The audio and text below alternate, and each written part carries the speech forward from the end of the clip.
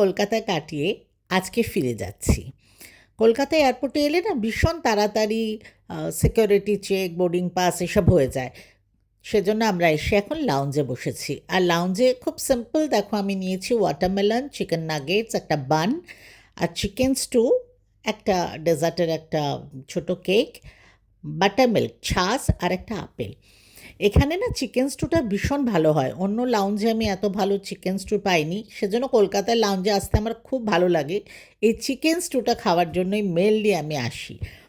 প্রত্যেকবারই যখন ফিরে যাই না, তখন মনটা খুব খারাপ লাগে। মানে কলকাতাকে ছেড়ে যেতে আমার খুব খারাপ লাগে। আবার নিজের জায়গায় এখন মুম্বাইটাই নিজের জায়গা হয়ে গেছে। নিজের জায়গায় ফিরবো না সেটা ভাবলেও আবার খারাপ লাগে। কিন্তু আসার ওই দিনটা আমার সত্যি মনটা খুব খারাপ থাকে।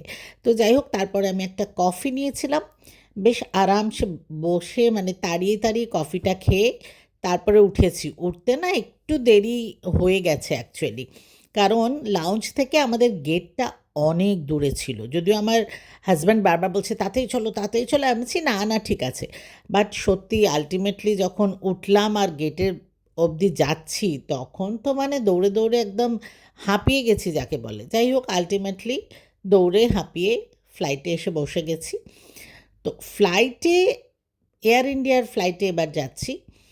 মাঝে তো মানে এমন হয়ে গেছিলো যে ইন্ডিগো ছাড়া ফ্লাইটই পাচ্ছিলাম না। যাই হোক, এবারে এয়ার ইন্ডিয়া পেয়েছি, এটা একটা ভালো ব্যাপার। আর মোটামুটি টাইমেই ছিল। এয়ার ইন্ডিয়াও ডিলে করেনি। টাইমে ছিল, টাইমেই পৌঁছেছি।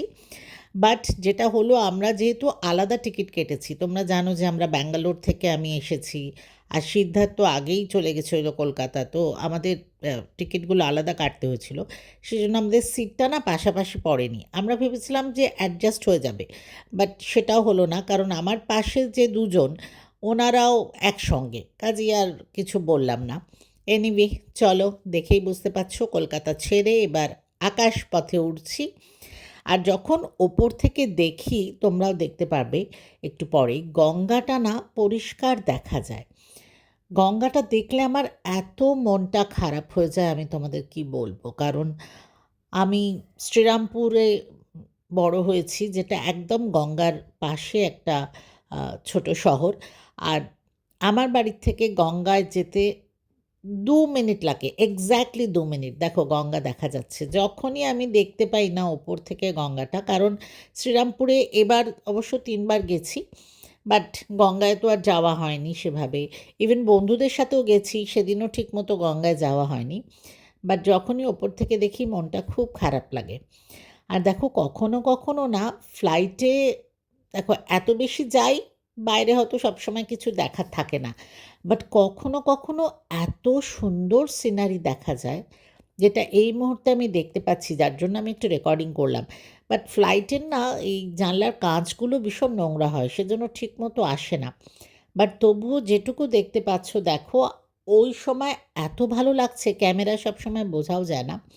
ওই যে রোদের একটা সন্ধেবেলার পরের এফেক্ট। আর আমরা যেহেতু পশ্চিমে যাচ্ছি, তো অন্ধকারটা অনেক পরে হবে।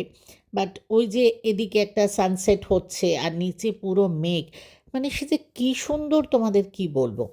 যাই হোক, এয়ার ইন্ডিয়াতে মোটামুটি খাবারটা দিয়েছিল, খুব ভালো বলবো না, কারণ একটা এটা চিকেন প্যাটিস বলতে পারো।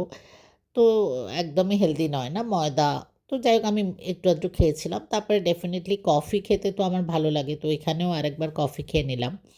আল্টিমেটলি বলতে পারো পুরো ১.৫ মাস পরে, ১৫ দিন ব্যাঙ্গালোর, তারপরে ১ মাস কলকাতা। পুরো ১.৫ মাস পরে আমি মুম্বাই ফিরছি।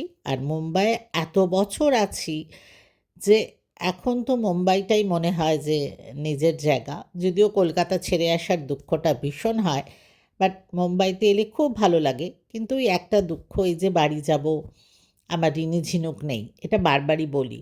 ওই দরজাটা খোলার সময় না ভীষণ খারাপ লাগে। মানে আজকের দিনটা কলকাতা ছেড়ে আসার জন্য খারাপ, মুম্বাই আসার আনন্দের সঙ্গেও এই বাড়ি ফিরে রিনি ঝিনুককে মিস করার দুঃখটাও রইল।